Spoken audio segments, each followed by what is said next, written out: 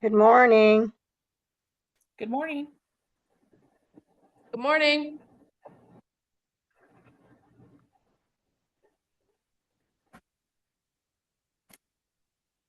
Hiya. Hey, good morning.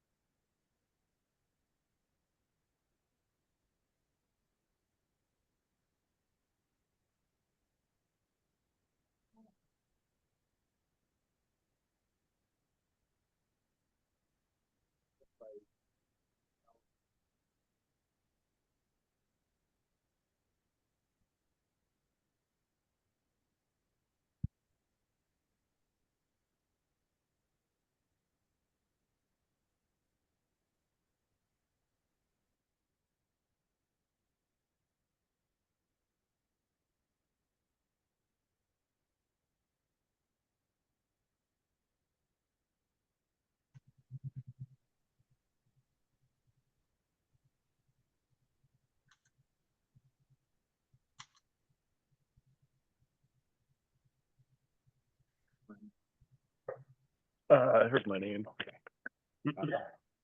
My correct understanding that it seems like there's some stuff coming off your plate right now with a lot of the forecast and land use going that way. Oh yeah, totally. Yeah, I think a lot of GIS stuff can All right, that's come into the forefront. Yeah. I think we need to get the safety and the HFIN, CMP border rankings almost like at least in a basic form. We don't need to launch it necessarily the whole dashboard of it yet. I think that'd be you and Carrie. Okay. That way you could do more of the web mapping. She can just advise the general terms and use her familiarity with those data. Okay. And I'll just make sure that everything is staying as untangled as possible on the back end between like online portal and web. Okay. And then I think there's other stuff. Okay. Yeah, sure. Need to check. Basically, once I have some of the data stuff figured out, I think you and Carrie would just have the green light to get it on. I'll read you that. We'll go from there. So I'll get that before and I'll get back with you.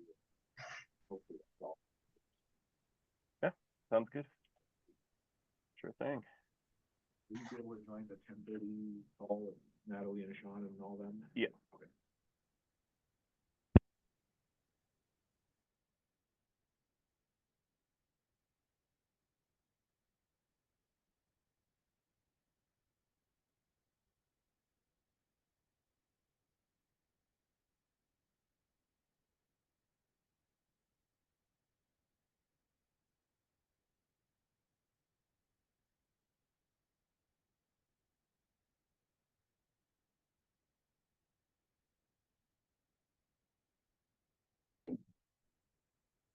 Go ahead, Mr. Chair. Thank you. Everybody can hear? Are we good? Yes, I can hear you. Okay, great. Yes, I can. Yes, welcome. Welcome to the May 7th, 2025 Water Resources Board meeting. I'm gonna be running the meeting at the request of our chair as he is engaged in another item, and so I will be your chair for today. Acting chair, I don't think we have a quorum at this point. We're checking with, We still need one more, Mr. Chair. we are still short one for a quorum. We could do a roll. Yeah, call. okay, let's do a roll call and see if we can reach a quorum. Yes, sir. I'll start with Valencia County, Troy Richardson, Joseph Bizzle, City of Belen, Stephen Tomita, Oscar Diaz, City of Albuquerque, anyone? Town of Bernalillo, Jack Torres. Ida Farrell for Mayor Jack Torres, Town Administrator. Thank you, Ida. Village of You're Los Lunas, Aaron Callahan. Village of Corrales, Stuart Murray. Present. Village of Jemez Spring, anyone? Village of Tijeras? Village of Cuba, anybody? Village of Bosque Farms, Michael Limon. Shailene Lopez. Village of Encino, anyone? MRGCD, Jason Kasuga. Markin for Jason Kasuga. Thank you, Anne. I'll get you in the attendance. Thank you.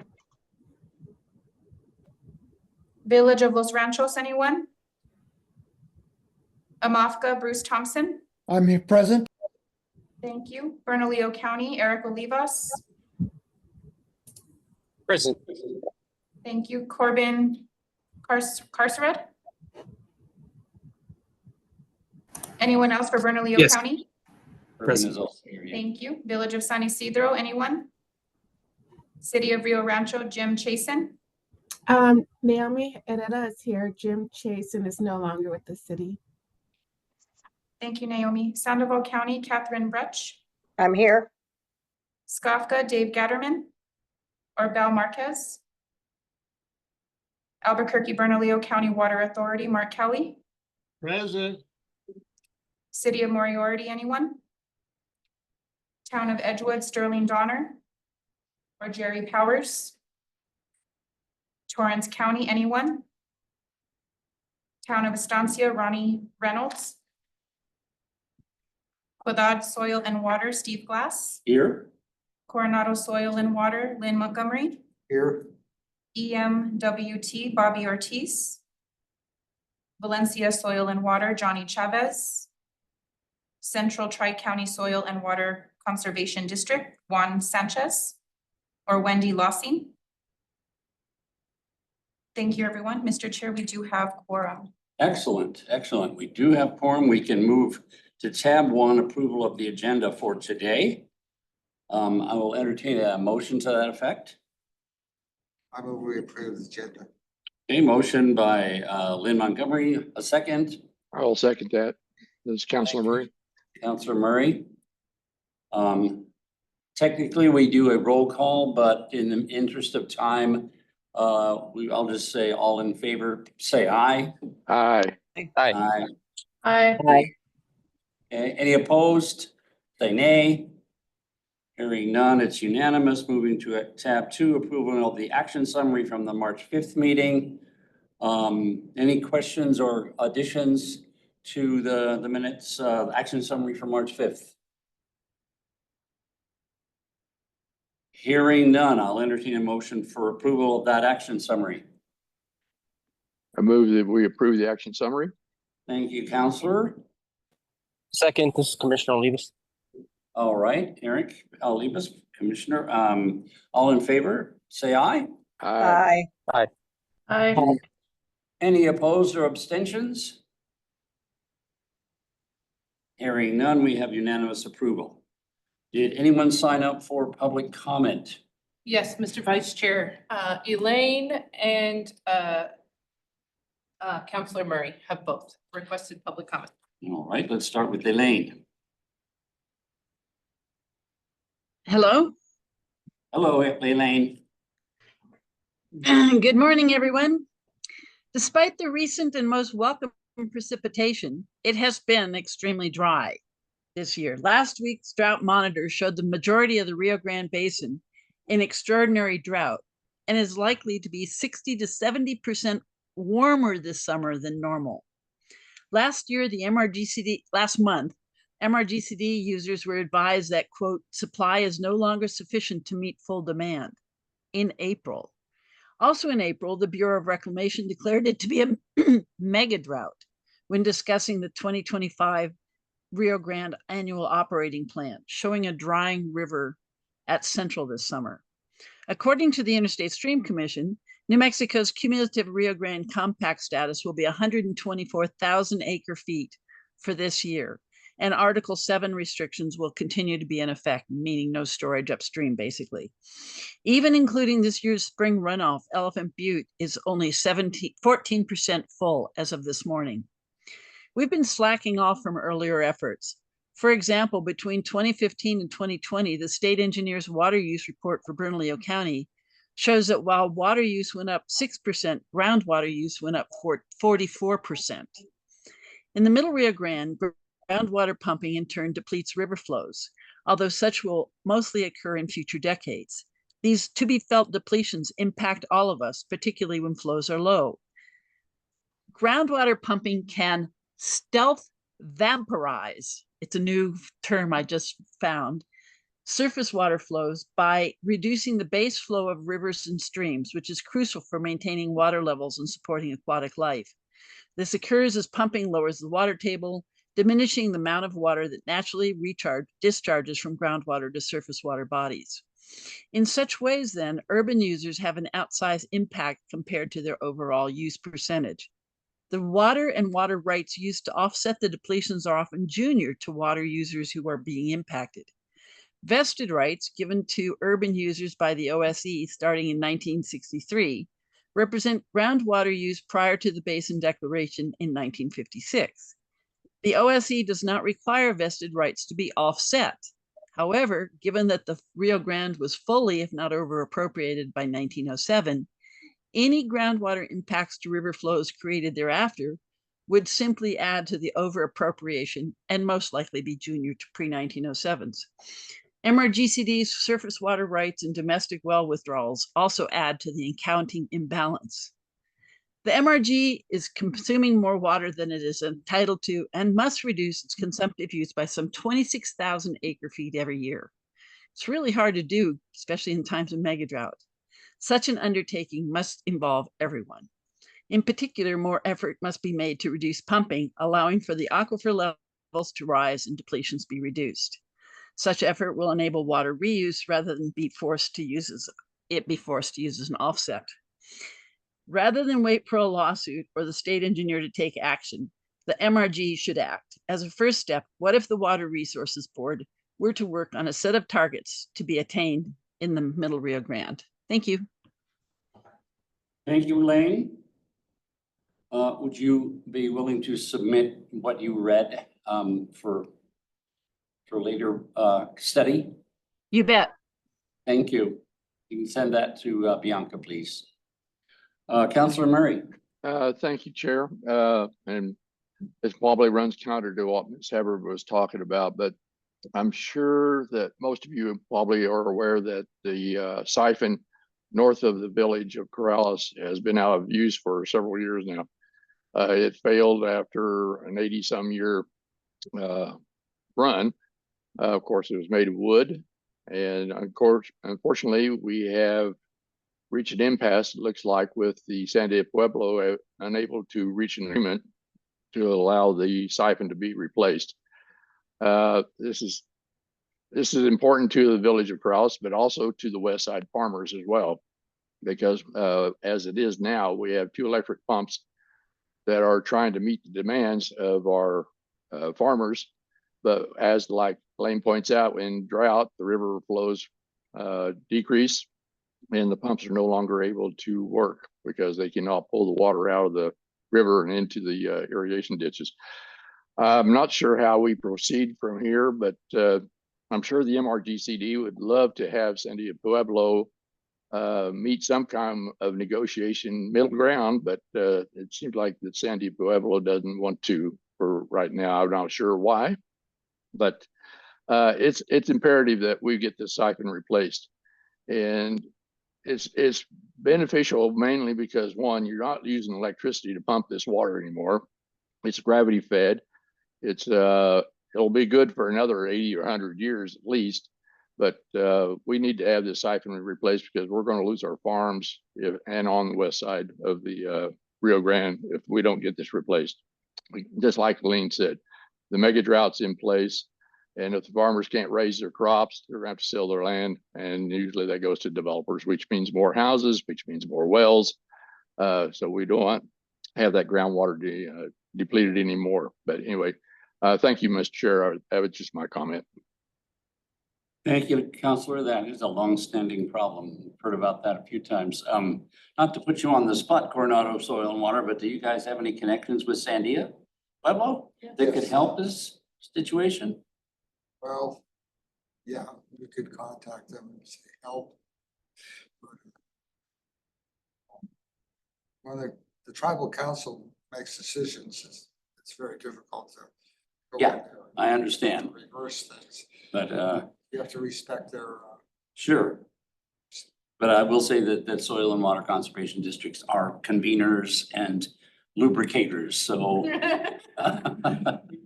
maybe you could make some connections here and see if we can help the village and the farmers on the west side with this siphon problem. I'm happy to facilitate that conversation too, if you all want to Great. run that through me. Okay, that's awesome. That's great. Are there any other board questions or comments before we move on? Actually, I do have a comment on behalf of the board. Is it still the case? The last time I checked, there was no municipal representative on the Water Quality Control Commission. Bruce, is that still the case? Yes, it is still the case. I've raised it 2 or 3 times with the governor's person that handles boards and commissions, and they said they were going to contact the municipal league and get somebody, but the position has been vacant for 2 years, and the last communication I had was before the start of the session. Yeah, and as a former occupant of that chair, I'm a little concerned that local governments don't have a voice in water quality decisions, especially as we're looking at the state taking over the NPDES program. So I'd like to just shout out the Water Resources Board members that if you have a suggestion about a municipal representative who might be willing to serve on the Water Quality Control Commission, please do share that through this channel, and we'll pass it on to to the municipal league or to Bruce to pass on to the municipal league. It's an important, very important role. So I really think that local governments, municipalities, counties should have a representative on that commission. Okay, any other discussion, comments, questions? Lynn has something. Yes, just to kind of get behind Elaine and what she said. We're really busy with doing regional water planning and trying to get that together, but that's going to take years to come out with some kind of solution. I think we need to start focusing on our present situation, which is extreme scarcity, especially in the Middle Rio Grande and throughout the state, and that we need to, the Water Resources Board should, I think, pivot, try to help the municipalities step up to the plate and really try to meet the compact requirements, which is a really good way to tamp down our uses during this really bad period that we're facing. And if we don't, we're going to really severely damage our water resources in the Middle Rio Grande. If we don't, if the urban areas don't start to really take charge of their own uses, stop pumping so much. I know that it's hard for them to do that, but you can pump, you'll pump. That's what's happening. They just ignore the situation and just try to meet all the demands that they have. I think that we have to do something now to rectify the situation. Thank you. Thanks, Lynn. Yeah, dire times for sure. Notwithstanding the wonderful, like almost 2 inches of rain we've received with this system that just passed through. So, and hail. I've heard pea-sized hail out in the east part of the county or of the MRCOG service area. Okay, is that it? Questions, comments? We'll move on then to Hannah. I hope I say this right. Risley White, is that true? Or is it Risley White, Hannah? Good morning. It is Risley. Thank you for asking. Thank you. Hannah Risley White, Deputy State Engineer for the Office of the State Engineer, to talk about where the compact stands. And thank you very much for joining us, Hannah. It's always a pleasure to hear from the OSC on this topic. So over to you. Very good. Thank you so much, Mr. Chair and members of the Mid-Region Council of Governments. Really appreciate your time today, and your interest in water is something that is critical for all of us. I did pull together a brief slide deck to run through.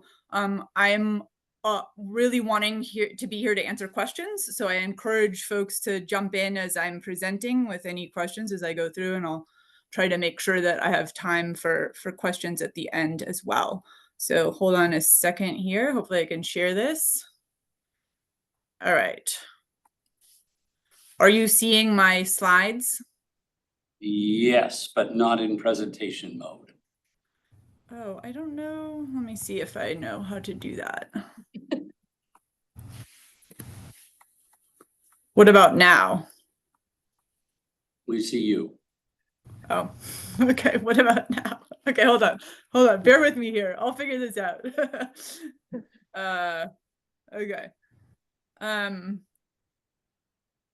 Maybe I'll just Yeah, share. we saw the slide deck at first, but you weren't in No. slideshow. What does this work?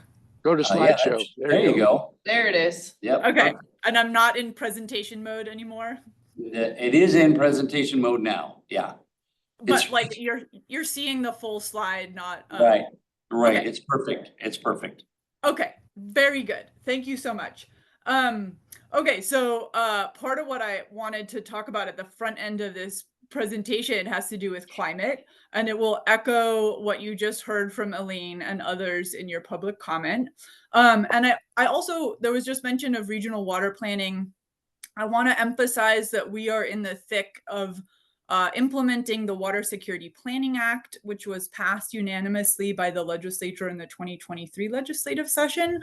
Revamping New Mexico's regional water planning process was one of the recommendations coming out of the Water Policy and Infrastructure Task Force that Mike Hammond convened in 2022. And I really appreciate everyone here who's engaged in that process. We are on track to finalize the rule and guideline called for by the statute by the end of this year, and then get rolling in terms of standing up future regions and conducting regional water planning. And I'm going to say more about that later.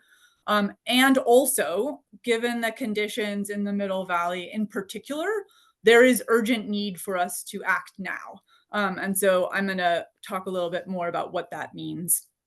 To start off with the climate update, this is sort of the latest data from NOAA, and this is a precipitation rank that looks at the last 130 years. And so that dark brown in the middle is indicating that in the last year, we had the driest year or the least amount of rain in the last 130 years. And I realize those small numbers on these slides may be a little bit hard to see, but so that dark brown is saying the last year is we've had the least precipitation in the last 130 years. So that's remarkable. In the northwest corner of the state and southwest corner of the state, it's been the second least amount of precipitation, and then much of the rest of the state is third. So literally we're seeing some of the driest conditions, the mega drought that was just mentioned. In terms of temperature, same thing here. This is looking at the last 130 years. And most of the numbers across this map show right in the middle, right where you all are, 128th in terms of warmest. So nearly, two years off of the hottest year on record in the last 130 years. When we think about that in terms of potential impact for water supplies, and we look at snow water equivalent, at the end of April, we had 0% of median in our watersheds in New Mexico, and then 9% of median in the Upper Rio Grande, 19% of median, which in and of itself is still terrible in southern Colorado in the uppermost part of the Rio Grande Basin. When we look ahead into the year, maybe slightly better news in that we have equal chances of above or below average precipitation for May, June, and July of 2025. So let's keep our fingers crossed that we continue to get some of this nice moisture we've had the last few days.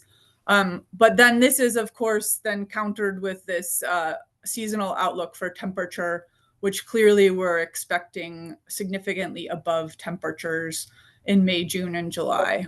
And when conditions are hotter, even if you have more rain, you lose more of it to evapotranspiration. And this might be hard to see, but I have some plots here that are just looking out through the rest of the year. Precipitation outlook continues to look like equal chances through the end of the year and into next winter, which is good. But again, temperature remains significantly above average or projections for above average through October of this year. So we're looking at hot, dry conditions likely persisting for much of this year. Okay, so I think many of you are familiar with the governor's 50-year water action plan, which was released last year. The foundational document for that 50-year water action plan was a report produced by the New Mexico Bureau of Geology and Mineral Resources. Some of you here participated in that. The big takeaway from that foundational document is that we need to plan and prepare for 25% less water in our rivers and recharging our aquifers by 2070. And the current stream flow projections for the Rio Grande at Ottawa gauge for April through July are actually 27% of median. So everyone in the Middle Valley, essentially we're looking at not 25% less water, but 75% less water heading into the Middle Valley this year. And that's, we saw that in the snowpack plots that I just saw. And I think it's really important for us all to just take a minute to think about what that means. If all of us in our homes and our businesses were to look at using 75% less water, what does that look like? I also am pretty concerned that as surface water declines, people rely more heavily on groundwater, which is natural. However, with declining supplies, it's even more important for everyone to conserve and protect our groundwater as our reserve looking into a future of less and less stream flow. So the invitation for me today was to come and talk about our compact status. And I think, as people have mentioned already today, compact implications are huge for New Mexico. And I think that we all need to pull together to figure out what that means related to supporting our compact compliance. Essentially, there's as I see it with regards to compacts and otherwise, there's two choices in front of us. We can be proactive, we can get together, we can plan, we can implement solutions, or we can land in costly and expensive litigation amongst the states, amongst each other. And so I am encouraging us all to do the work of getting together to think through how do we get ahead of these things and as soon as possible. Many New Mexicans don't understand that state water law is subordinate to states' obligations under an interstate compact. That means that even if you have the most senior water rights in the system, the state's requirement to comply with an interstate compact essentially trumps that. So we have to prepare for what does it mean to meet our compact obligations. Also, as mentioned earlier in Elaine's comment, compact status has significant implications for our ability to store water in upstream reservoirs. So this year, as mentioned, Article 7 restrictions are in place, which means that we're unable to store native water upstream, except for prior and paramount water. Many of you are very familiar with this compact obligation chart, but I think it's worth emphasizing in particular that this year will be really, really low down on this chart. So the x-axis is annual inflow at Ottawa.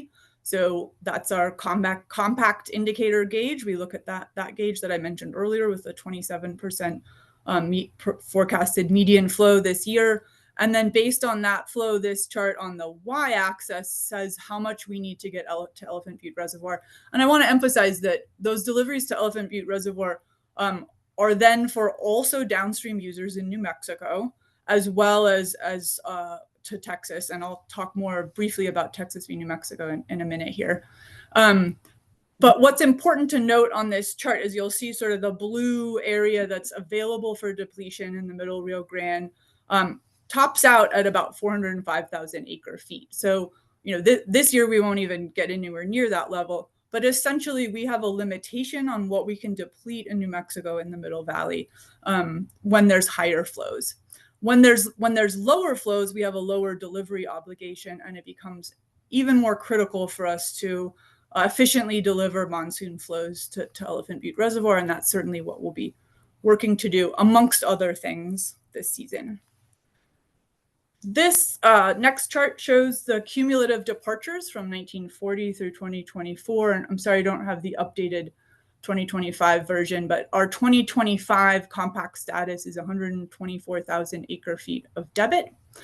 And I think the main thing that I'd emphasize on this plot is this dotted orange line that I've added, which shows that since about 2010, we've been experiencing steady decline in our cumulative departure under the compact. New Mexico is in compliance with the compact as long as our cumulative debit is above negative 120,000 acre feet.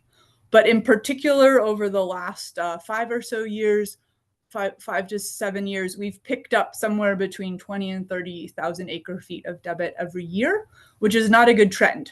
And so obviously it is in all of our interests to work together to reverse that trend so that we don't get closer and closer to that lack of compliance with the compact.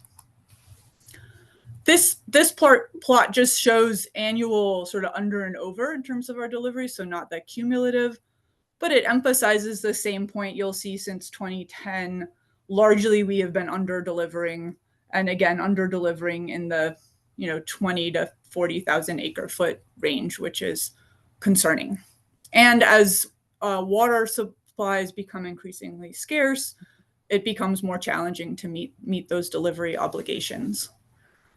I thought it was worth just reporting, and this is updated slightly since the last legislative session, on the investments that the state has been making towards Middle Rio Grande compact compliance and otherwise. So between the 2023 legislative session and 2025 legislative session, we've received about $45 million in funding to support everything from active channel management for multiple purposes, so that I think we need to look very carefully at how are we increasing conveyance, so river channel efficiency, but also where there are opportunities for habitat and making sure that we're taking care of vulnerable species. And I think there's a way to do both of those better. And I really appreciate the partnership with some of you here today, including Middle Rio Grande Conservancy District, and mentioned on this slide is the cooperative agreement we have with them to tackle those challenges. We are supporting actively the initiatives that Bureau of Reclamation is taking on to improve river channel function, and also recognize that more than that is needed. And of course, our federal agencies are certainly strained right now with lack of staff and resources. It will be increasingly important for the state and for our partners at the state to do our part to carry that work forward. MRGCD also has a voluntary depletion reduction program, which we have supported. We do ongoing at Interstate Stream Commission, Delta channel maintenance and sort of settlement plug mitigation throughout the system, and are continuing to develop and implement various systems for data modeling tools, et cetera, to help support these efforts. And it is going to be increasingly important for us to all work together to actively manage depletions. So how are we reducing how much water we're using in the Middle Valley? We did ask this last legislative session for additional recurring funding for staff, for the Office of the State Engineer, for more active management and administration in the Middle Rio Grande. We did not receive that funding. We'll continue to push on receiving that funding. We also asked for additional recurring funding for staffing for implementation of Indian water rights settlements, carrying forward those settlements, and to the extent they implement sort of shortage sharing is also important. We did receive non-recurring special appropriation funding to support Indian water rights settlements, but we did not receive the recurring funding for additional staffing. All of those have important implications, and we'll continue to push on those and welcome your support there as well. Question. Yes, please. All right. Why didn't you get the recurring funding? What was the impediment there? Just, I think, honestly, competing demands for state funding, and it didn't rise to the top of the list. Well, it seems like we had exceedingly good revenues this year, and it seemed like to me that, maybe our legislators need to be more educated about what this means. I think so. I mean, to me, but of course I'm a water person, but many of you are too. Water affects everything we do. And so to the extent we want our communities and our economies to continue to thrive, I think that the investments in sort of state agency capacity, and then also we need to be thinking about how are we building local capacity, and all of the local governments represented here to tackle these challenges is going to be increasingly important. And money well spent to avoid the fork in the road that I mentioned earlier about like, are we going to land in prolonged conflict, or are we going to be proactive and develop and implement solutions? So yeah, we'll continue. You know, we're already starting our conversations with the governor's office about our budget request for FY27. But we'll continue to push on this as a critical need. Well, how about the finance committee? Are you going to try and inform them as well about the importance of this? Absolutely. And, you know, we'll likely be presenting to them in the interim as well on this issue, and would welcome sort of a joint effort to advocate for supporting these initiatives. Thank you. Yeah. Okay. And I guess I would also say, you know, I think with regards to the last slide and the idea of more active depletions management, I think there's lots of ways that we can come at that, and we welcome your all's thoughts about how to best do that. I think some of that conversation will ultimately also happen in the regional water planning process that I'll say more about down the road. But also, as I said earlier, like, action is needed soon, and so we welcome, you know, conversations about that sooner rather than later is better. Brief update on Texas v. New Mexico. So I think, as you all know, we've been in prolonged litigation in the Lower Rio Grande. That conflict started as a conflict between Texas and New Mexico. However, the three compacting states, Texas, New Mexico, and Colorado, reached agreement on a settlement a few years ago that was then opposed by the US, as the US was allowed to intervene in the case in 2018 as having their own distinct compact interests related to operating a federal project. That conflict has been somewhat intractable. We do have a trial date set for June 9th, which is right around the corner. However, as we speak, very intensive mediation and settlement discussions are ongoing. We are working towards identifying a potential settlement in advance of that trial date. And really this week, this Friday, will be sort of the cutoff date for the parties to see if we can reach that agreement in order to vacate the trial. However, we've also recognized that in parallel to the litigation efforts, it's been critical for us to engage on the ground on solutions that we know are going to be needed no matter what. And I'll say more about some of that in this next slide. So in the 2023 and 2024 legislative sessions, we also received over $60 million in funding for Lower Rio Grande initiatives.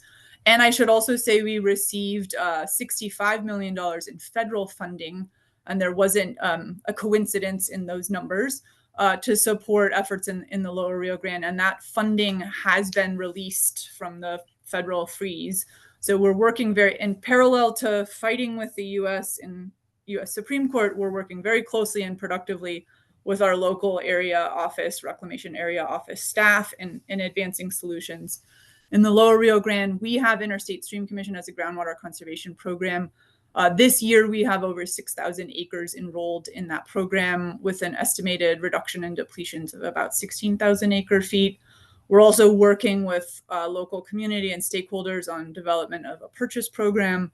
We see that there's, regardless of where the litigation lands, there'll be a need to aggressively reduce depletions in the Lower Rio Grande. And we're working on that through the leasing program and through a potential purchase program. That solution will have to be in parallel to a number of other solutions, including really focusing on stormwater management, aquifer recharge, development of brackish water where that's possible and available, and implementing all of those in parallel. We also have in place a cooperative agreement with Elephant Butte Irrigation District, and see them as critical partners in the next steps. And we've really focused on building our team at the agency in the Lower Rio Grande. We've at Interstate Stream Commission gone from 1 FTE about 3 years ago to now 6 in Las Cruces.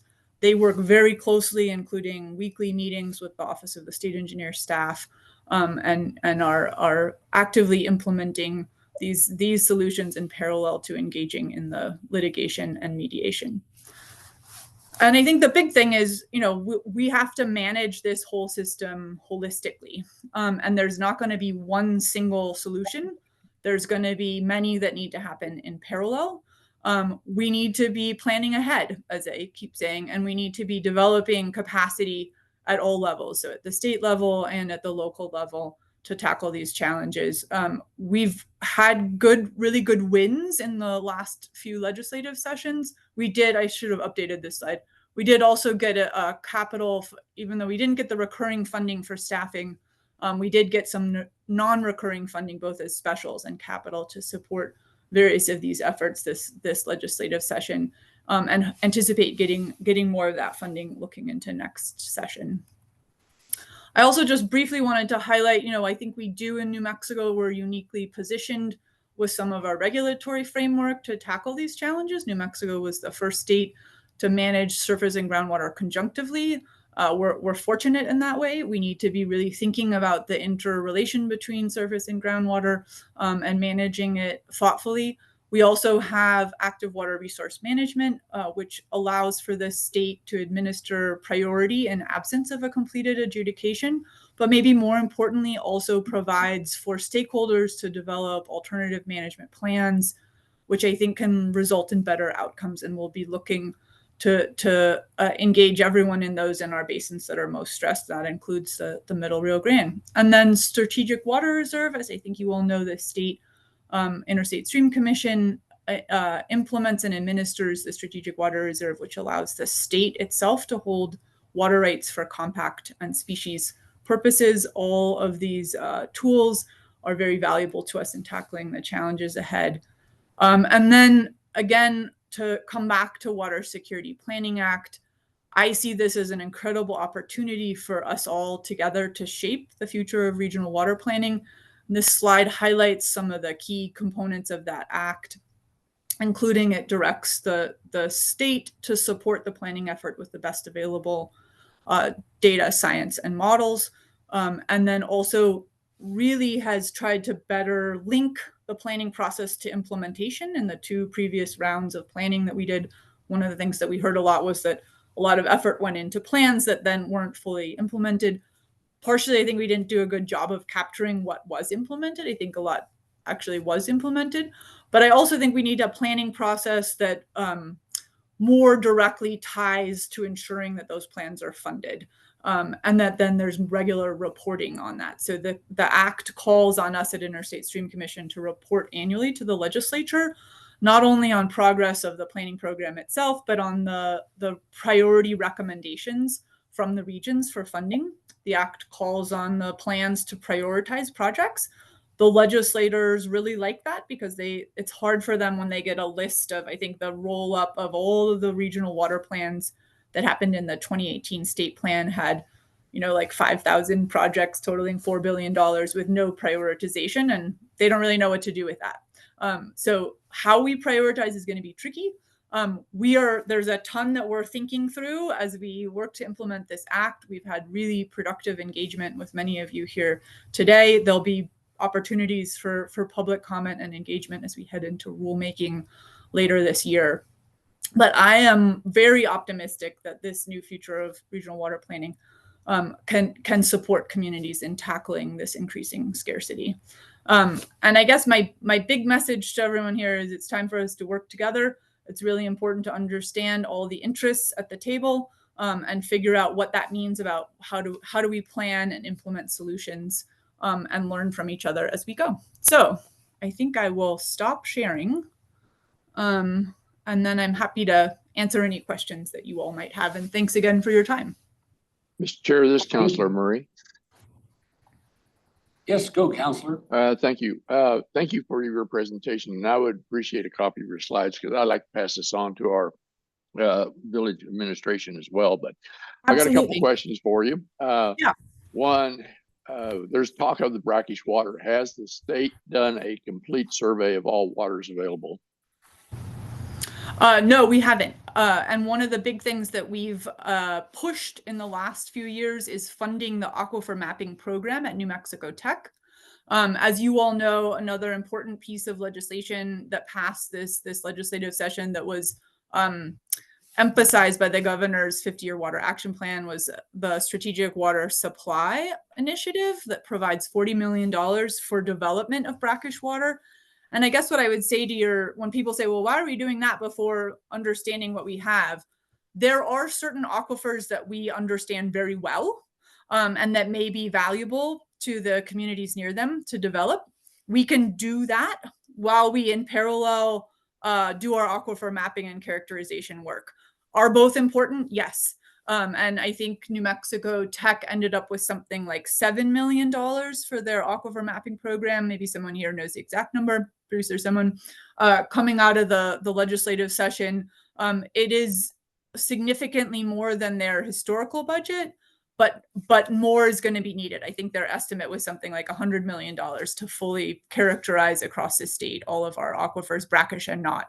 And so again, regardless of brackish water specifically, as surface water supplies decline, it's going to be increasingly important for us to understand our groundwater, surface, non-brackish and non-brackish, and then develop management frameworks so that we're really protecting that groundwater, protecting it from contamination, but also conserving it as much as possible. Yeah, so now this may be outside your purview, but Elvado obviously has been a sore thumb for us on the irrigation side of things, mainly because it's out of use and we're no longer able to store water up there. Are you in contact with the Corps of Engineers and about how that solution about fixing the dam up there so we can store water sooner than later? Because the sooner we can store water up there, probably the better off we'll have less evaporation, in the northern reservoirs. So anything you can do to help with that, it would be appreciated. Absolutely. We see that repair is critical. It is super slow. We're in regular communication with Reclamation, who's leading that effort. And also, regular communication with our congressional delegation to help push on that. And I'm sure MRG Ann is on from MRGCD. She could probably add to that as well. But yeah, getting Elvado back operational is critical for New Mexico, and it's going to take time. So I bet it's important for us all to keep pushing on it. Yeah, but unfortunately, the last solution they had, it didn't work. Now we're here in 5 years, before we can get a solution. We need to move that forward. So pushback, we probably ought to do that as best we can. Thank you, Mr. Chair. Thank you, Councilor. Any other questions for Hannah? I have one. I was surprised with the graph you showed. I've seen that graph a million times regarding our delivery responsibilities to Elephant Butte, but I didn't realize until today that all of the water that passes Ottawa Gauge has to be delivered to Elephant Butte. Is that true? It was 1-to-1. No, it's not 1-to-1. And you know what? I'll send you all the slides. Because I think you'll see it depends on what the flow is at Ottawa, what percentage of that we need to deliver to Elephant Butte. It looked to me like if that it was just it was just a straight 45-degree angle that when water passes Ottawa, we have to deliver that much to Elephant Butte. But I know that can't be true. Oh, you mean like an even split between Middle Valley and what's delivered to Elephant Butte? Well, it just looked like everything that on that graph you showed that everything that passes Ottawa Butte, the volume passing Ottawa is owed to Elephant Butte.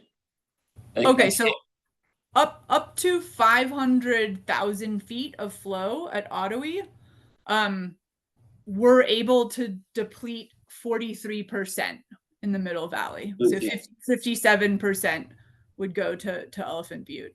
And then from there on, the percent of our delivery obligation goes up.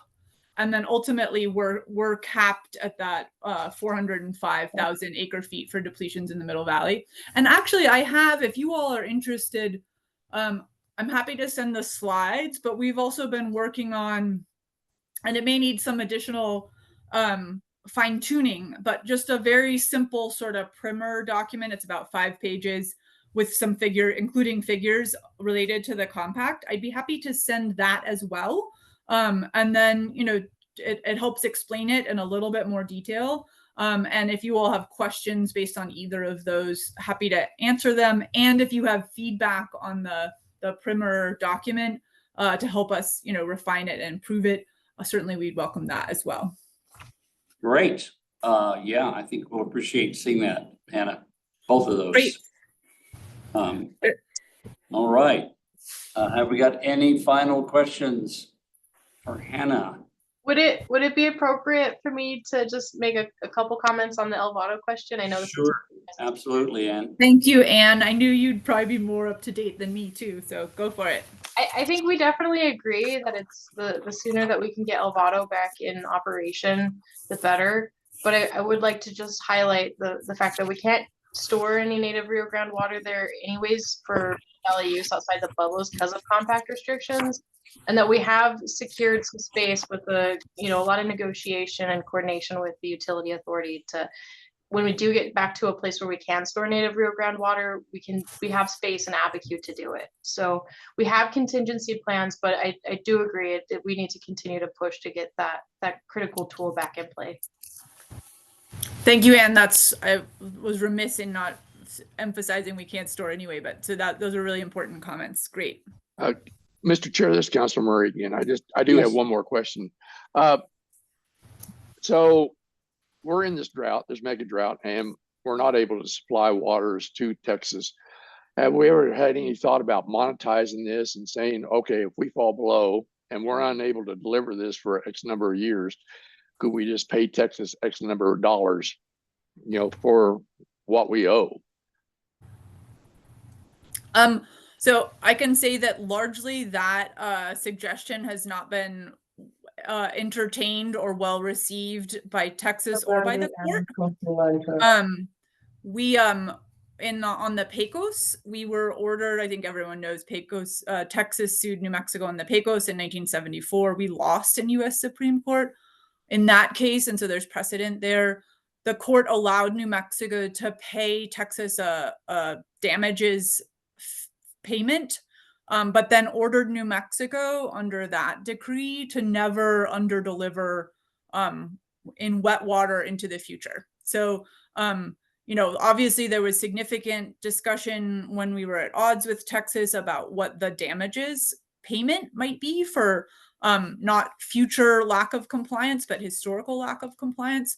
Fortunately, we're now aligned with Texas and then in dispute with the US, which is an interesting twist. But to your question, Councilor Murray, I don't think that is an option for us or something that either the court or the states would entertain at this point. Well, I know I'm probably ignorant on this, but it seems to me that if we cannot sustain deliveries to Texas in the future because of drought and climate change, how else are they going to do? They're going to bleed us dry, basically. I mean, it's going to require that we divert all waters to Texas for payment. And if it's not sustainable, then we're going to go, our economy is going to go to hell in a handcart.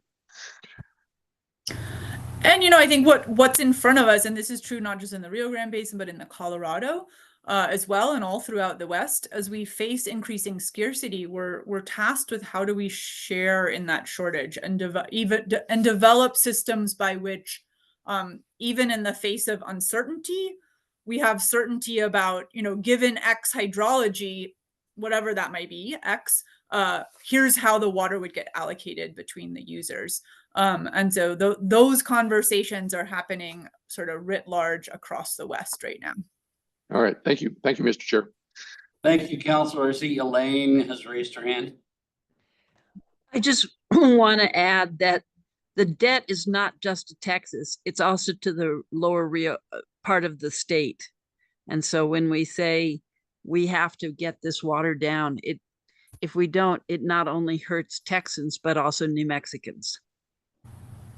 That's exactly right, Elaine. And, Elephant Butte Irrigation District is looking at having one of their lowest, if not their lowest allotment on record this year, just because of lack of supply. And certainly implications for all the water users in the lower Rio Grande, including Las Cruces, et cetera. So, yep. Good point. Thank you again, Hannah. I think with that, we will move to our second presentation by Dr. Claudia Trueblood with the Environment Department on the emerging contaminants program at NMED. Dr. Trueblood, over to you. Good morning. Thank you, everybody, and thank you, Chairman, for the introduction and the opportunity to be here with the Mid-Region Water Resources Board. Yeah, it's a little bit of a handful or mouthful of word, right, with the Emerging Contaminants Program, but hopefully after the presentation, we can all learn about the program and engage. So thank you. Next slide, please. So I serve as the program manager, and my colleague who just recently joined the program last week is here with us, Mrs. Rachel Romero Lovato, and she will serve as the outreach and program coordinator, but she's on training right now. So next, please. So what I am going to talk about this morning is the origins of the Emerging Contaminants Program, some basic PFAS definitions, what the national drinking water standards that were established by EPA for PFAS are, then the initial monitoring requirement and what ECP, my program, can offer for communities and public water systems. And next. So what happening is for fiscal year 2022 and fiscal year 2023 in the federal government, EPA offers some grants to states to establish the emerging contaminants in small or disadvantaged communities programs. And so what our focus is on conducting a statewide assessment of regulated PFAS and other emerging contaminants in finished water and source water. Next. So many of you, I'm sure almost everybody or everybody on the call have heard about the per and polyfluoroalkyl substances, or PFAS for short, that are human-made chemicals that have been in use in industry for many, many years. And some people say since 1940s, some since 1950s. So they are commonly known as forever chemicals because they don't break down easily in the environment. So they bioaccumulate in the environment and in our bodies. So our program focuses on drinking water, and when drinking water is contaminated, it could become an important potential source of PFAS exposure. So that's why we are focusing on sampling and testing. Next. So what EPA national drinking water standards are what EPA established in April of last year. So they announced the final national drinking water standards, and final because it had been in the process and in the making for years, of specifically six PFAS and their combined presence as a mixture. So EPA mandates through those standards for water systems to conduct initial monitoring, specifically, could you pass this slide? Thank you. Specifically, what they are asking is for surface water systems that serve different population sizes, doesn't matter which one, to do quarterly sampling within a 1-year period, with samples being collected between 2 to 4 months apart for large groundwater systems serving over 1,000 customers or connections. Quarterly sampling with 12-month period, the same as the surface water systems. And then for the small groundwater systems serving 10,000 or fewer connections, then they will do semi-annual sampling within that same year, and they will collect with intervals of 5 to 7 months apart. So all public water systems are required to comply with the initial monitoring. Next slide. And that will be for 2027, so April 2027. So the monitoring requirements are for those 6 PFAS that we were mentioning. There is a table that was established with some maximum contaminant levels established and trigger levels, which will determine how frequently the systems need to test after 2027. Next. And the next. Thank you. That I included just so when people get the presentation, they know what we are talking about. So what the next, thank you. What the Emerging Contaminants Program offers is to collaborate with water systems throughout New Mexico that qualify for these efforts. So this effort is focused on small and disadvantaged communities.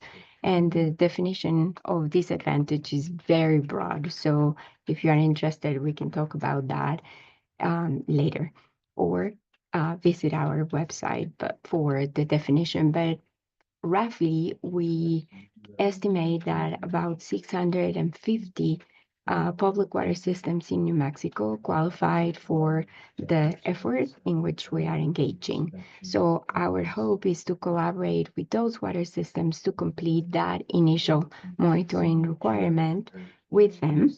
So for that, NMED, through the Emerging Contaminants Program, is offering to sample and test for free and do the assessment of the results and share with the water system so they can then use it for that initial compliance monitoring, which is, as I said before, due April 26, 2027. Thank you.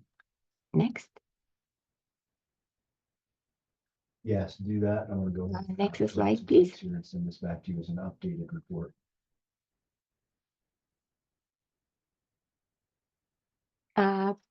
Bianca, could you switch the slide, please?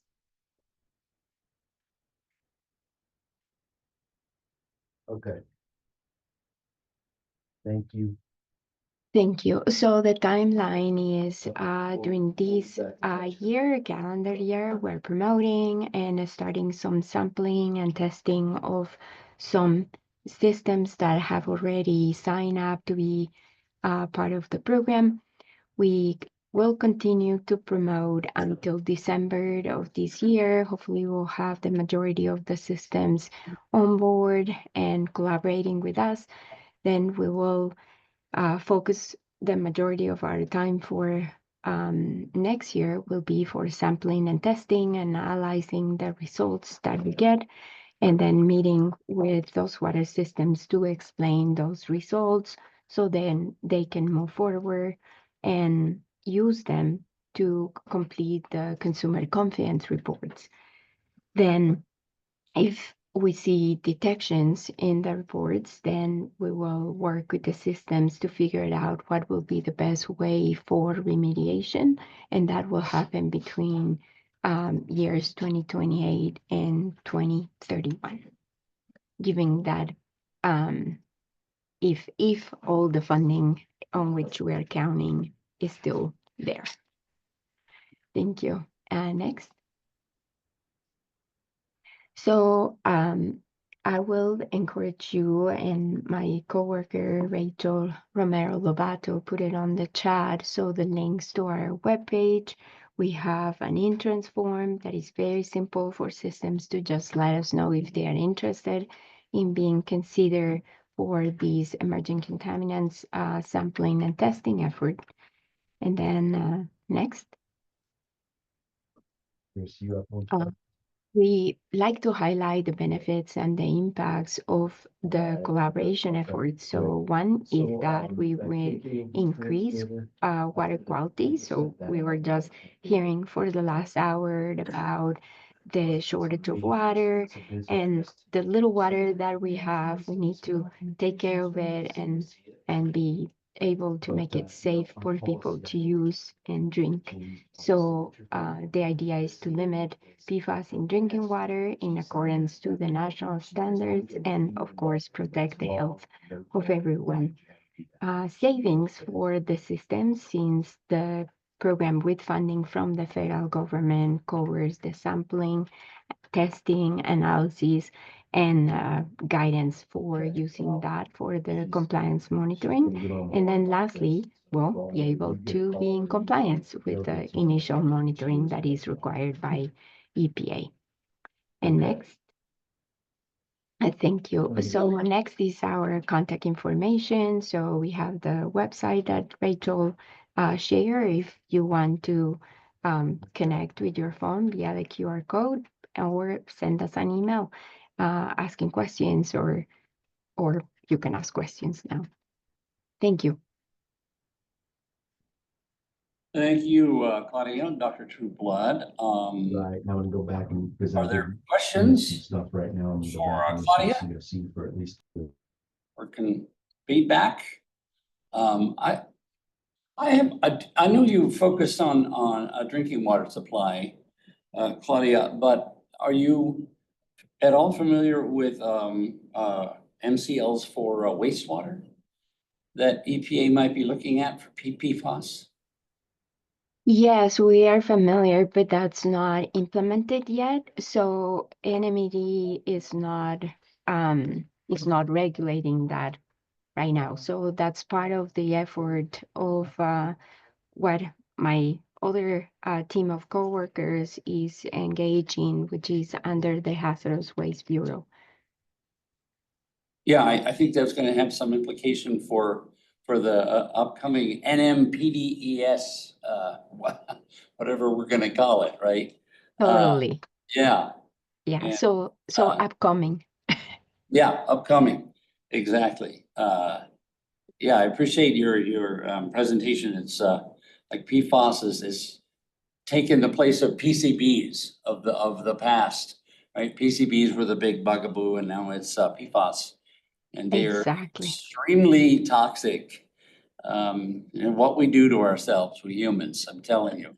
Yeah, so that's like you mentioned. Well, NMED is involved in working through what just passed at the legislature for 2 bills related to PFAS. So if you want, we can provide an update when things are lined up, and we have a timeline for all the things that will be happening related to PFAS and those 2 bills that pass.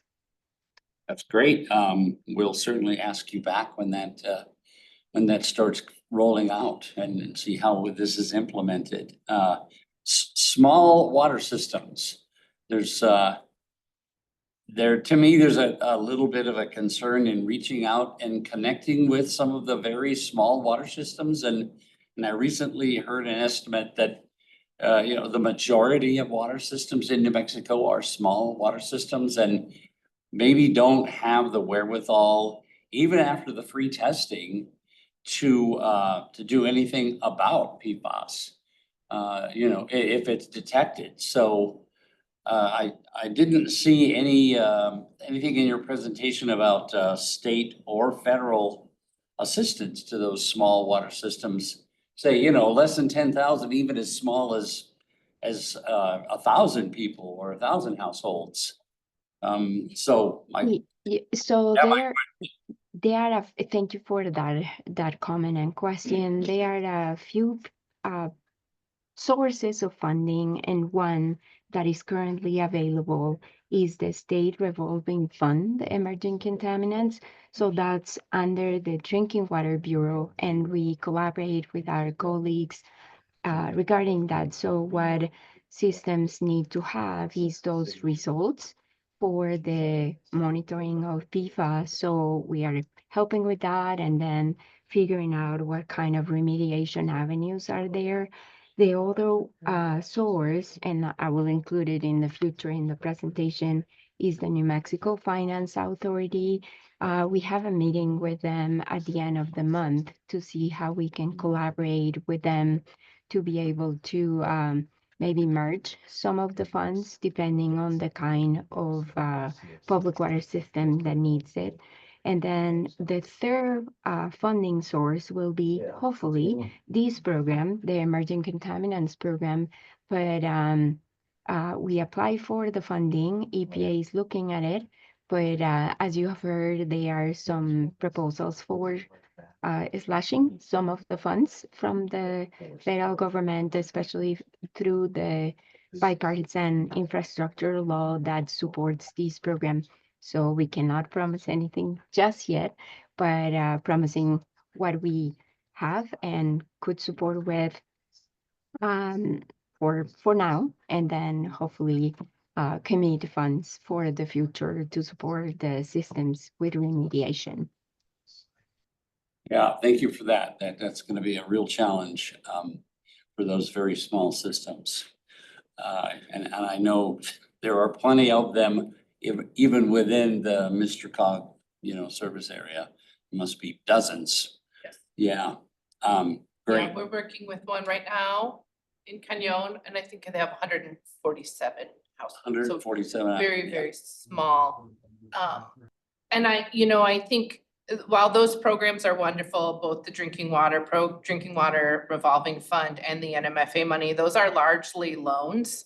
Yeah. And these small entities don't have debt capacity. They're not even getting enough revenue off of their rates to fund, themselves. Yeah. So, Although the ones that I mentioned are not loans.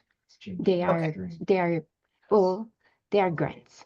So then it's specifically under the state revolving fund is the emerging contaminants piece. And then the one for NMFA is for the preliminary engineering reports, which are required for then moving forward with the plans for remediation.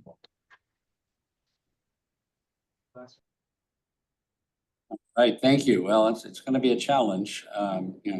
Critically, it's a critical need, obviously, and hopefully we can find some ways to help these smaller systems come into compliance. Even to do the ongoing monitoring is going to be a challenge for them. After the initial monitoring that NMED will cover, then there's ongoing monitoring, no doubt. So for the ongoing monitoring, NMED is applying for primacy, and we don't have a conclusion of that yet, but he's applying for primacy. So then if NMED gets primacy, then NMED will be responsible for doing the ongoing monitoring. So that's also upcoming. So we can keep all of you updated either through Bianca or through a presentation as things come to fruition. great. Okay, any further questions for Dr. Trueblood? All right, hearing none, that moves us to my little presentation here. Let me see if I can share my screen. Chrome tab, that. Okay, it's probably gonna be, there it is coming up. Maybe. Well, it says I have started. I apparently didn't conclude this. There it is. Okay, so a quick disclaimer here is that there may be additional legislation out there related to water and water resources that I missed. Essentially, well, I know that there are a number of funding decisions in House Bill 2 for programs related to water, and I did not have the time to pour through that gigantic House Bill 2 to figure out where all the water funding comes from. But I did do a search on 2025 legislation regarding water, and so here's what I've got for you today. I'm going to share this entire spreadsheet with everybody through Bianca. She has access to it already. And what I've got is some that seem directly related to water. That's on this tab. Here we have some that are seemingly related to water, but not directly associated with water. And then a bunch that failed, that didn't get to the governor's desk for whatever reason. So I'll just run through about a dozen of them here that directly relate to water. When you get the spreadsheet, you can see that there's a link over here. Each one of these bill IDs has got a link in it in case you want to open the final version of the legislation. So this one, House Bill 20, created the Technology and Innovation Division that provides support, I guess, through identified target sectors.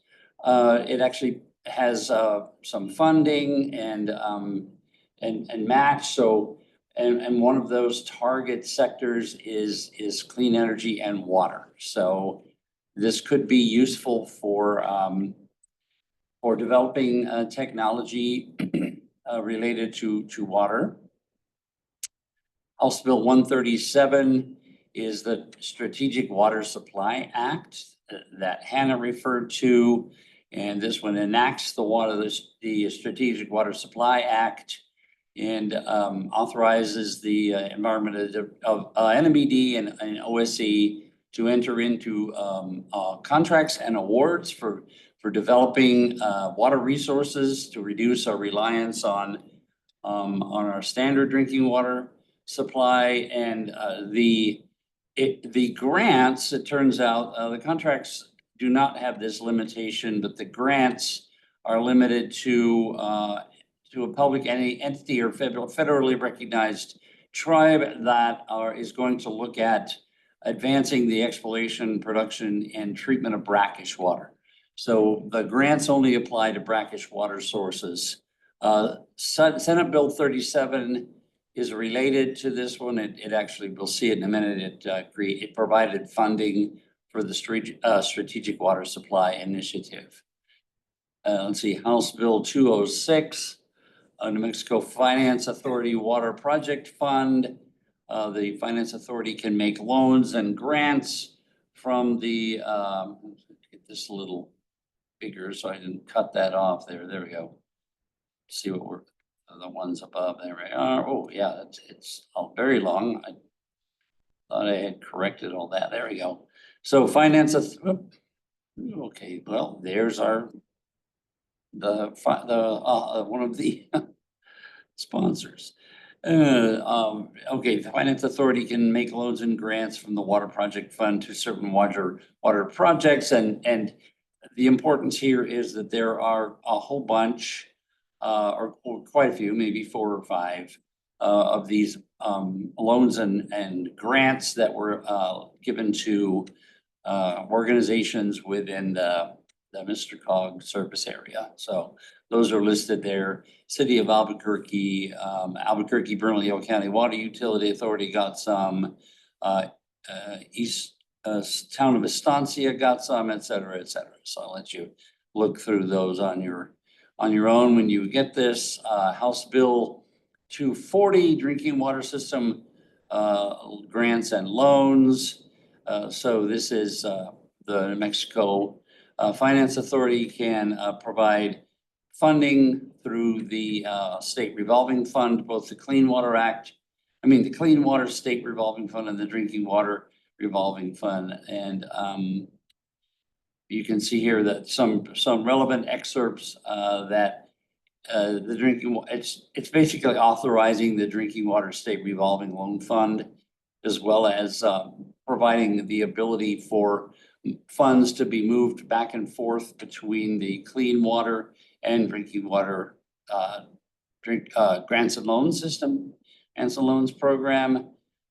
This is a cute one here, cute and important, House Bill 532, where every local school board must implement a guidance, digital or written, to promote student safety in and around bodies of water. I could have used that when I was 10 years old and almost drowned in Story Lake because no one had ever taught me how to swim. And that's if only this law had been in, and then I would have known. So, but so I haven't learned to swim ever since, I'll be honest with you. It just freaked me out.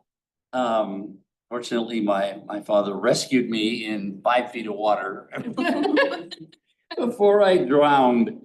Okay, this is a great one here. This is gonna be very helpful in stormwater management. This Senate Bill 7 allows for municipalities to create a stormwater, basically a stormwater utility. And with, of course, with the approval of the constituencies to collect a fee to manage stormwater.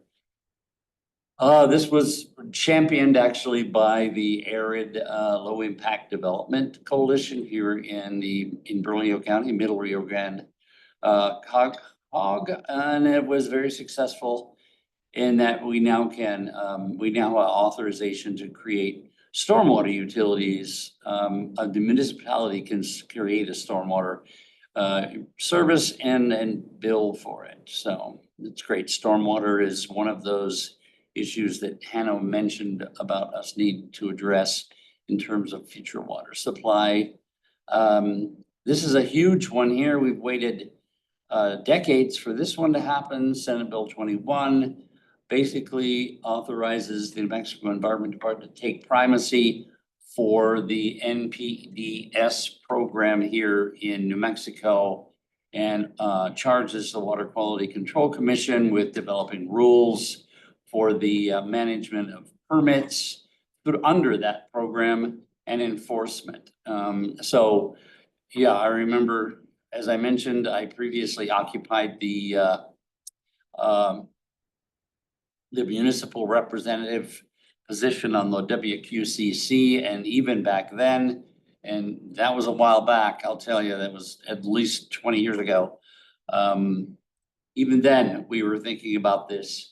And I will say that I'm personally happy to see this finally occur because we really do need to have a local representation in our permit, in our surface water discharge permitting severe, because EPA in Dallas doesn't have any real good concept of what it's like to manage discharge systems in New Mexico. I see that there was something that went into chat. I did not see a hand go up, so I'll just leave that. Someone just wants a copy of this spreadsheet, and I will include them. Okay, great.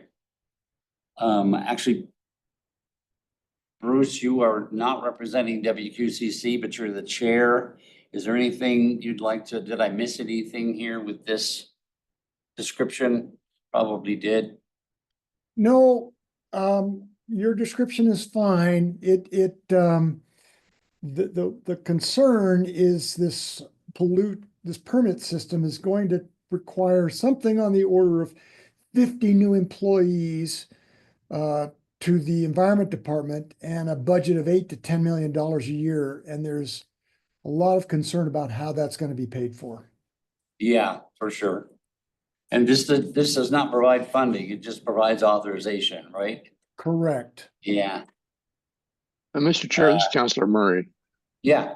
So does this also include discharge from systems like in Albuquerque where they have the big channel coming down I-25 and going and discharging into the river? I mean, does that include pollutants from any surface like motor oil and things like that? It pertains to any discharge to waters of the state. So for example, the North Diversion Channel, which is the big concrete channel that discharges up by Balloon Fiesta Park, that has a discharge permit.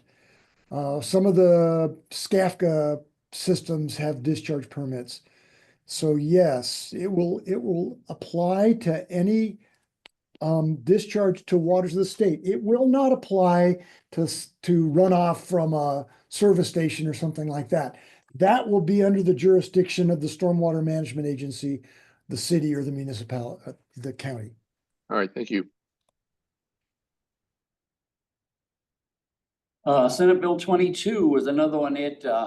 These were running concurrently, and 22 was basically merged into 21. So 22 really it's important because it involved specifically alphabetizing and adding definitions that are going to be used in the rulemaking. But again, it was merged into Senate Bill 21, and Senate Bill 21 took off. Here we have the funding for the Strategic Water Reserve, Senate Bill 37, that correlates with how House Bill, I think it was House Bill 137. I should put that reference in here. So we heard about that both from Hannah and from my description of House Bill 137, mainly focused on developing brackish, at least the grants. Let's see, we have a community benefit fund that was established to help with a number of things, one of which is to assess or reduce the effects of climate change on the natural environment, with which, as Hannah pointed out, pretty much have to focus on water supply. So that's an important one to track when we're looking for funding to look at climate change effects on our water supply. Senate Bill 115 is a new public projects revolving fund that is created, and those public projects can include water, wastewater, and water rights access. So again, this is going to be one of those loan programs like the Clean Water Revolving Fund and the Drinking Water Revolving Fund. And we have Senate Bill 357, the Essential Services Development Act, creating an essential services infrastructure support for infrastructure projects that allow access to all kinds of infrastructure like water and wastewater primarily for residential purposes. So again, this is support for these infrastructure projects, something to keep an eye on. And then lastly, we have the Flood Recovery Bonds and Gross Receipts Act that allows for the issuance of revenue bonds to replace and repair municipal properties damaged by a flood.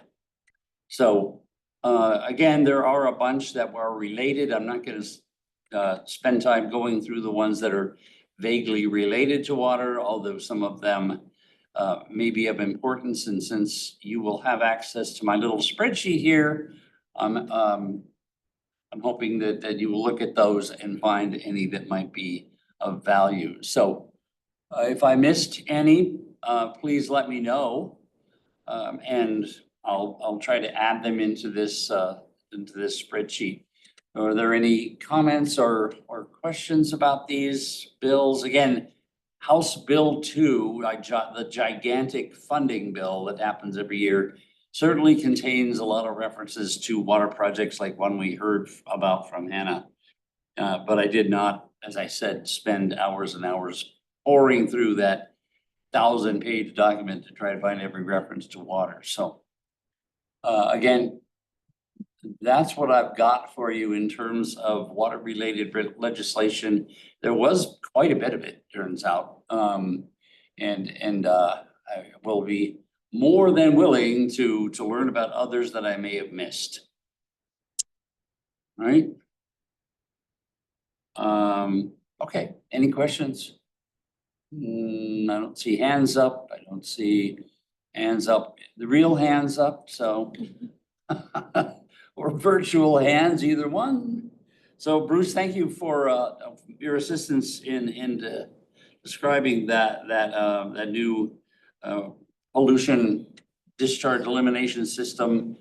That is a concern that NMED is going to have to hire a whole bunch of people and pay those people, as well as implement an entire permit system. But again, overall, personally, as a former water utility authority employee in charge of monitoring the discharge permit, I would have appreciated dealing with NMED rather than EPA even then, so. With that, are there any, we're to tab 8, board discussion and next steps. I think we do have some next steps that we've talked about. I'm not gonna, we've got some lobbying to do for getting Elvado back on track. We've got maybe some connections for between the village of Corrales and maybe Sandia Pueblo through Coronado Soil and Water or Mr. COG, see if we can get that moving forward. And of course, we've got some action items coming up with the regional water plan that Hannah talked about, and those of us who are in charge of small or large water systems are going to have to look at these PFAS issues. So those I see as next steps. Have I missed anything? Mr. Chair, this is Councilor Murray. Yeah, Councilor. So could we get a presentation maybe by the Bernalillo Albuquerque Water Utility Authorities? So see what they're doing, maybe in terms of water usage and how they're working towards reducing water usage, basically. Are you asking for a report of some kind or a presentation? Or just a presentation? Albuquerque is, of course, in the mid region. We're the largest user of water, probably. But just, what are they doing in terms of to reduce water usage, basically, in the area? Well, I do think that the water utility has a lot to brag about there. They've managed to almost set a national standard for residential water reduction, and so I can throw it over to Mark Kelly to ask if maybe that's an option. Mark may have left. Oh, Mark may have left. Okay. Yeah, it's just a suggestion. I mean, it doesn't have to be, critical, but I was just curious, are we on par with like Tucson, to reduce our water usage within the area? Well, I believe we're actually ahead of Tucson in terms of water use reduction. Yeah. Well, that's good to hear. Yeah. The water utilities had a very successful water conservation education program with a lot of compliance. So we can reach out to the water utility and ask if they're interested or willing to do that for our next meeting in July. And I've been informed that Bianca will not be here July 2nd. She will be on vacation in somewhere nice, probably. Central New York. Central New York. Okay, well, New York, upstate New York is very pretty. They have a totally different problem with water than we do. Yeah, just the opposite. So hence the repeated discussion of building a pipeline from them to us. That's when water becomes as valuable as oil, that pipeline will be built. So my suggestion is that we reschedule the July meeting so that Bianca can be with us and help plan it. So I don't have my calendar. Oh, I do have my calendar here.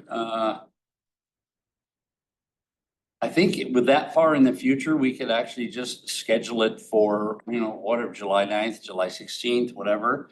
And people would have time to adjust their calendars accordingly. Does it have to be on Wednesdays? Well, I guess it doesn't have to be on a Wednesday. We've kind of settled on Wednesdays. Do you have another option? Oh, well, just Wednesdays is our irrigation day. Oh, Wednesdays are your irrigation days, okay. If we have any water. If you have any water. Yeah, so that shouldn't be a problem. So, It could be that. well, stay with the Wednesdays. I mean, maybe one of you could come and the other one could turn on the, which of those, would the 9th or the 16th of July work better for you? Boardroom is open July 9th. Thank you, Kelly. July 9th? And you'll be here? God willing. And the creek don't rise, as they say in upper For the upstate New creek York. does not rise. Okay, so let's make that July 9th then. Excuse me, the July 9th is also the date of the Basin Study All Partners meeting. Oh, it is. It's at 10 too, but I think that one's gonna be in Taos. 16th is fine as well. 16th, okay. Do you have anything on the 16th? Anybody on the 16th that doesn't? Just irrigation if we have any. Irrigation, okay. 16th. Okay. Yeah, because other people might want to go to the Rio Basin. Yeah, Study the All basin Partners. study is a fairly important undertaking. So let's set it for July 16th, 10 a.m. With the usual hybrid format, which works pretty well. Most people seem to be have a preference for the online, the Zoom version, which is fine. So we'll do that. All right. And I am open for any suggestions for agenda items. Yes, please submit items. We have one agenda item suggestion from Councilor Murray. We'll see if we Thank you, can Councilor Murray. request a presentation about the successful Water Utility Authority Water Conservation Program. And certainly Commissioner Olivas and I will work with you also to come up with other ideas, probably maybe an update on the water planning effort, regional water planning effort might be. Hannah was saying that they're moving forward as fast as they can, and I think the public comments period has ended and we better get a move on. We're running out, so. Yeah, and I think that we put the bylaws subcommittee sort of on hold until we had regions defined. Okay. Through that. Yeah. So, we'll plan to sort of pick that effort back up, once we have defined regions from state engineer. Yeah, and those are almost defined. They're at least proposed at this point. The mid-region is pretty big. I think it includes both MRCOG and the one that's south. What's South Central. South Central COG? Looks like it's a big Middle Rio Grande region. Okay.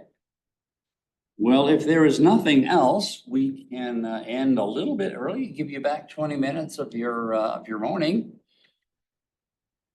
Hearing nothing, I'm going to adjourn this meeting at about 11:38. And we'll look forward to seeing you guys all on July 16th. Have a great day. Thank you, Mr. Chair. Thank you, everyone. Yeah.